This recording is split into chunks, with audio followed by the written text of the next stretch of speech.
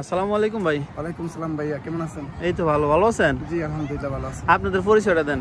মোহাম্মদ কামরুল ইসলাম। দেশে বাড়ি কোথায়? কুমিল্লা। কত বছর হয়েছে কুয়েতে আসছেন? ভাই আমার 6 বছর হয়েছে। 6 বছর। কি বিষয়ে আসছেন একটু ডিটেল দিয়ে বলেন। কোম্পানির বিষয়। কোম্পানির বিষয়। কোম্পানি কি কাজে আসছেন? এয়ারপোর্টের লোড আনলোড। লোড আনলোড এয়ারপোর্টের। তো ভালো, আপনি একটু আপনার যে লোড আনলোডের মানে একটু সম্পর্কে একটু বলেন এয়ারপোর্টের বিষয় আর কি। লোড আনলোড আমাদের ডিউটি সে 12 ঘন্টা, 120 টাকা স্যালারি। খানা দানা নিজের আর কি। মানে খাওয়া আপনার? খাওয়া আমার, থাকা কোম্পানি। জি। তো একটু সুযোগ সুবিধাটা বলেন কিরকম আর কি।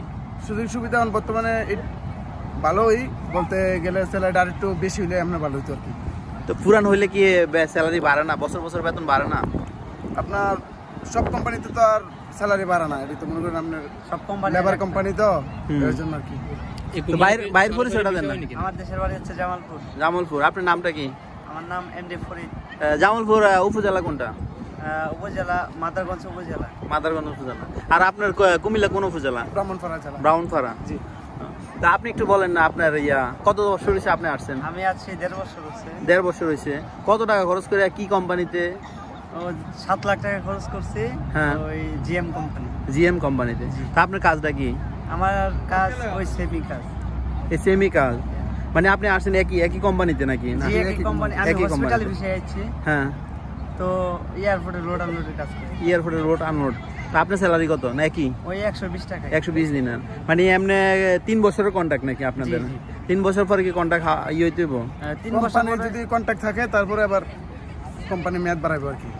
যদি না হয় তাহলে মেলাপ চেঞ্জ করা লাগে। তো মালাপ চেঞ্জ করলে মনে করেন যদি এই কোম্পানি কন্ট্রাক্ট না থাকে অন্য কোম্পানিতে যাইতে হইব নাকি? যদি কোম্পানি সুযোগ দেয় তো। সুযোগ তো ইনশাআল্লাহ দিব, এটা তো চলতে আছে কুয়েতের এই বিষয় আর কি।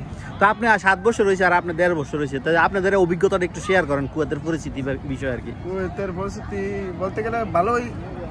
এখন মনে করেন বাইরে এত একটা পার্ট টাইম পাওয়া যায় না আর কি, পার্ট টাইমের শর্ট আর কি। এর ভিতরে যদি কোম্পানি মনে করেন ডাবল ডিউটি দেয় তো বাংলাদেশিদের জন্য ভালো আর কি। আর যদি সিঙ্গেল ডিউটি করে তো মনে করেন খুব কষ্টের। ডাবল ডিউটি কিরকম? 12 ঘন্টা না 16 ঘন্টা? যেমন নতুন অবস্থা হওয়ার পরে যদি আপনার 12 ঘন্টা দিয়ে দেয় তাহলে মনে করেন এতে যে টাকাটা খরচ করে আয়ে তার টাকাটা উসুল করতে একটু ভালো হয় আর কি। মানে সুবিধা হইছে। 12 ঘন্টা স্যালারি কিরকম আর মানে ডাবল ডিউটির স্যালারি কিরকম আর সিঙ্গেল ডিউটির স্যালারি কিরকম? আপনার 8 ঘন্টা ডিউটি 75 টাকা বেতন আর 12 ঘন্টা ডিউটি 120 টাকা বেতন। আর যদি 16 ঘন্টা হয়? 16 ঘন্টা 160 টাকা বেতন। 160 টাকা বেতন। তো কোনটা সবচেয়ে ভালো হয়, 12 ঘন্টা না 16 ঘন্টা? 12 ঘন্টা নরমালি 12 ঘন্টা। নরমালি 12 ঘন্টা হলে ভালো হয় না?